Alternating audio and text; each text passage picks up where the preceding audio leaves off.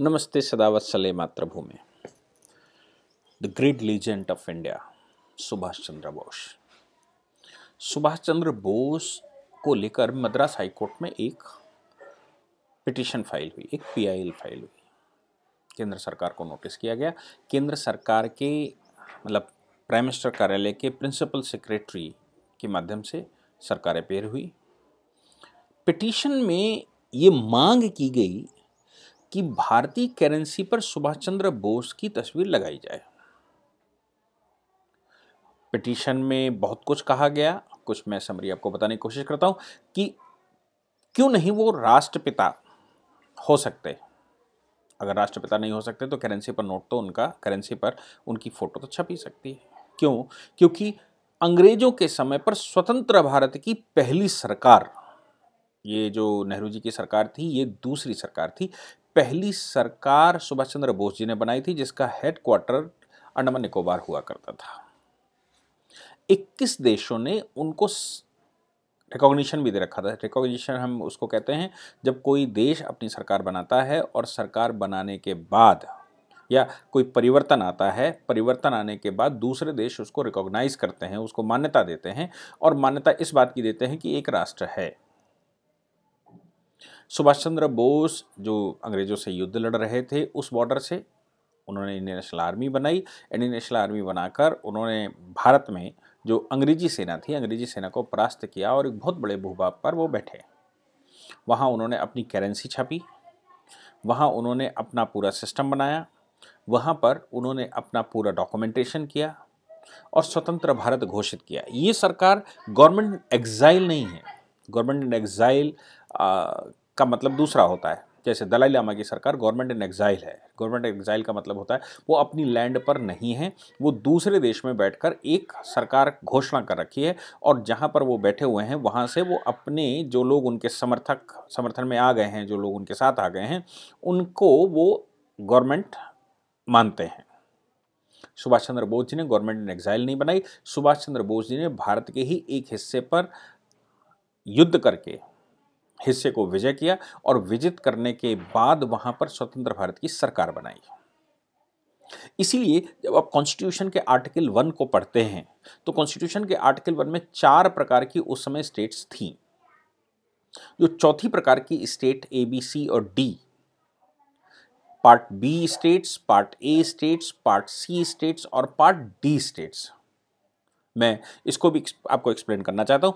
Part A states वो थी जो ब्रिटिश इंडिया से आजाद हुई, यानी कि ब्रिटिश इंडिया को से स्वतंत्र होने के बाद जो स्टेट्स बनी वो पार्ट ए स्टेट कही गई। जो प्रिंसली स्टेट्स थी वो पार्ट बी स्टेट कही गई और जो यूनियन टेरिटरी बनी वो पार्ट सी स्टेट्स कही गई और अंडमान निकोबार की जो सरकार थी वो पार्ट डी स्टेट कही गई। पार्ट डी स्टेट कोई कारण नहीं बनता, पार्ट डी स्टेट इसलिए कहा गया क्योंकि वो स्वतंत्र भारत की अलग सरकार थी जो अंग्रेजों से स्वतंत्र थी, जिस पर अंग्रेजों का आधिपत्य नहीं था। इसीलिए पार्ट डी स्टेट्स का जो सामान वहां से आया अंडमान निकोबार से, वो सामान लाल किले में रखा गया था और किसी की हिम्मत नहीं पड़ी कि जब वो उसका अधिमिलन हो गया भारत में, तो किसी की हिम्मत नहीं पड़ी कि उनका जो सुभाष चंद्र बोस जी के डॉक्यूमेंटेशन था, उनकी जो सरकार की अपनी पूरा सिस्टम था, सरकारी डॉक्यूमेंट थे, उनको खोलकर देखा जाता। आज तक भी ऐसा कहा जाता है कि वो सुरक्षित डॉक्यूमेंट के रूप में रखे हुए हैं, वो बक्से सुरक्षित रखे हुए हैं, वो करेंसी सुरक्षित रखी गई, वो सील और मोहरें सुरक्षित रखी गई हैं, जो सुभाष चंद्र बोस जी ने सरकार बनाकर चलाई थी। उनकी अपनी पार्टिकुलर आर्मी थी। इस मामले में मद्रास हाईकोर्ट में जो पीआईएल गई, उस पीआईएल में यह रिक्वेस्ट किया गया कि सुभाष चंद्र बोस की फोटो करेंसी पर लगाई जाए। ऑनरेबल हाई कोर्ट ने कहा कि इस तरह का ऑर्डर तो हम नहीं कर सकते, लेकिन इसमें हम ग्रेटनेस सुभाष चंद्र बोस की मैं नहीं कह सकता कि उनकी ग्रेटनेस क्या थी, लेकिन मैं ये जरूर कह सकता हूं कि उनका कंट्रीब्यूशन भारत की स्वतंत्रता में सबसे ज्यादा या बहुत ज्यादा था। उस कंट्रीब्यूशन में उनका अपना पार्टिकुलर कंट्रीब्यूशन की अगर हम बात कहें तो वो मद्रास हाईकोर्ट कहता है कि उन्होंने एक अच्छी जॉब, एक आईसीएस ऑफिसर की जॉब, यानी कि देश की सर्वोच्च जॉब, आज भी हम आईएएस को सर्वोच्च मानते हैं, वो जॉब छोड़कर देश की स्वतंत्रता के लिए वो आगे बढ़े।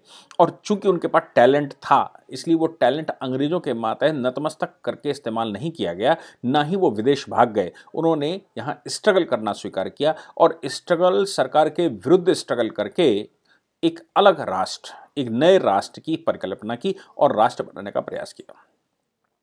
ये संभव है कि सुभाष चंद्र बोस अगर उस हिस्से पर कब्जा न किए होते और वो युद्ध न लड़ रहे होते तो इस हिस्से पर जो आंदोलन चल रहा था वो अंग्रेज बहुत उसके दबाव में नहीं आते। जो गांधी जी के नेतृत्व में आंदोलन चल रहा था उसके दबाव में नहीं आते, क्योंकि इस आंदोलन में नेहरू जैसे लोग थे जिनके पास किसी भी प्रकार की दूरदृष्टिता थी ही नहीं। ऐसा महसूस किया जाता है कि अगर नेहरू दूरदृष्टि होते तो पाकिस्तान नहीं बनता। पाकिस्तान बन गया था तो जम्मू कश्मीर का वो हिस्सा जो पाकिस्तान के कब्जे में आज की तारीख में है वो पाकिस्तान के कब्जे में न गया होता। भारत में जो समस्या चल रही है इस्लामिक चरमपंथ की, अगर नेहरू की जगह कोई दूसरा प्राइम मिनिस्टर होता, चाहे वो पटेल होते या कोई और होता, तो ये इस्लामिक चरमपंथ की समस्या भारत में ना होती। बंटवारा हो चुका था, इसलिए ये समस्या भारत के हिस्से में नहीं आती।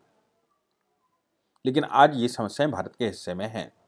शायद सुभाष चंद्र बोस होते तो इन समस्याओं का समाधान निकाला जाता है। इसलिए उन्होंने कहा कि मैं उनके कंट्रीब्यूशन को सैल्यूट करता हूं और उनका कंट्रीब्यूशन देश में किसी से भी छुपा हुआ नहीं है, इसलिए भारत सरकार उसको कंसीडर कर सकती है। हम रिक्वेस्ट करते हैं कि भारत सरकार उनके नोटों, उनकी जो तस्वीर है वो नोटों में छापने के लिए कंसीडर करे। एक बात मैं और बता दूं कि जब आप राष्ट्रपिता कहते हैं तो उस समय के कंट्रीब्यूटर्स में केवल मैं गांधी जी का विरोधी नहीं हूं, उनके कंट्रीब्यूशन को मैं सैल्यूट करता हूं, जैसा भी उनका कंट्रीब्यूशन था, लेकिन वो उनको राष्ट्रपिता घोषित करना, इस बात का मैं पक्षधर नहीं हूं।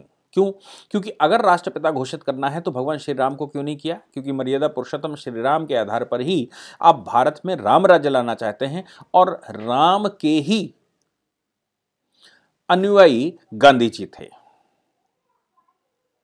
तो राष्ट्र पुरुष, राष्ट्रपिता, भगवान, हाँ ये तर्क हो सकता है लोगों का कि श्री राम तो भगवान हैं, उनको राष्ट्र पुरुष, उनको राष्ट्रपिता नहीं कहा जा सकता। मैं इसका पक्षधर नहीं हूं। उनको राष्ट्र पुरुष, राष्ट्रपिता, मर्यादा पुरुषोत्तम तो आप कहते ही हैं। श्री राम राम राज्य बनाना ही चाहते हैं। भगवान कृष्ण भी अगर युद्ध कर रहे हैं तो बार बार महाभारत के समय पर वो रामायण की ही चर्चा करते हैं युधिष्ठिर के साथ। वो भगवान राम की महिमा को युधिष्ठिर को बताते हैं। विपरीत परिस्थितियों में कैसे भगवान राम ने रावण का वध किया और सीता मैया को वहां से छुड़ा कर लाए, ऐसी प्रकरण और ऐसी बुद्धिजीविता की बात भगवान श्री कृष्ण बार बार युधिष्ठिर को बताते हैं। यानी कि युधिष्ठिर का हौसला अगर किसी से बढ़ाया गया महाभारत में तो वो भगवान श्री राम थे। इसके बाद स्वतंत्रता के आंदोलन में भी या तो नारे हर हर महादेव के लगे या जय श्री राम के लगे। स्वतंत्रता के बाद, स्वतंत्रता के आंदोलन के दौरान ये नारे लगे, स्ट्रगल करते समय ये नारे लगे, और गांधी जी जब मरते हैं तो वो भी राम राम ही अंतिम शब्द बोलते हैं। राम की महिमा को वो भी बारंबार कहते हैं। तो क्यों नहीं, मैं कहूं राष्ट्रपिता मत घोषित करिए, क्यों नहीं राम की तस्वीर नोटों पर लगाई जाती है? और अगर भगवान राम की तस्वीर नोटों पर नहीं लगाई गई, गांधी जी की लगाई गई, तो क्यों नहीं सुभाष चंद्र बोस को भी उसमें शामिल किया गया? सुभाष चंद्र बोस जी की तस्वीर क्यों नहीं लगाई गई? या उस तरह के उस समय के जो बहुत बड़े प्रोधा योद्धा थे उनकी तस्वीर क्यों नहीं लगाई गई? या अन्य स्थानों पर उनको स्थान क्यों नहीं दिया? जब संविधान में राम राज्य, जब संविधान में राम दरबार को स्थान दिया गया है तो नोटों पर राम को स्थान क्यों नहीं दिया गया? अगर राम को स्थान नहीं देते, चलिए हमने मान लिया, तो लक्ष्मी तो हम मानते ही हैं। माता लक्ष्मी की तस्वीर तो नोट पे बनाई जा सकती थी क्योंकि हम उनको लक्ष्मी मानते हैं। घर लक्ष्मी के रूप में, गृह लक्ष्मी के रूप में हम अपने घर की माता बहनों को मानते हैं और धन लक्ष्मी के रूप में माता लक्ष्मी को मानते हैं। तो लक्ष्मी जी की तस्वीर ही लगाई जा सकती थी। लक्ष्मी पूजन भी हम करते हैं, तो ऐसा क्यों नहीं हुआ? ये बहुत सारे प्रश्न हैं। इसलिए मद्रास हाई कोर्ट, चूंकि उन्होंने सही कहा ये पॉलिसी मैटर है, ये इस पर वो कोई डायरेक्शन नहीं दे सकते सरकार को, लेकिन वो सरकार को ये कह सकते हैं कि इनको कंसीडर किया जाए। इसलिए मद्रास हाई कोर्ट ने केंद्र सरकार को कहा कि सुभाष चंद्र बोस की तस्वीर नोटों पर छापी जाए, इसको आप कंसीडर कर सकते हैं। एक अच्छा निर्णय और भारत में जो बदलता भारत है, उस बदलते भारत की आवाज़ इस प्रकार सामने आई। Thank you very much. जय हिंद, जय भारत, जय श्री राम।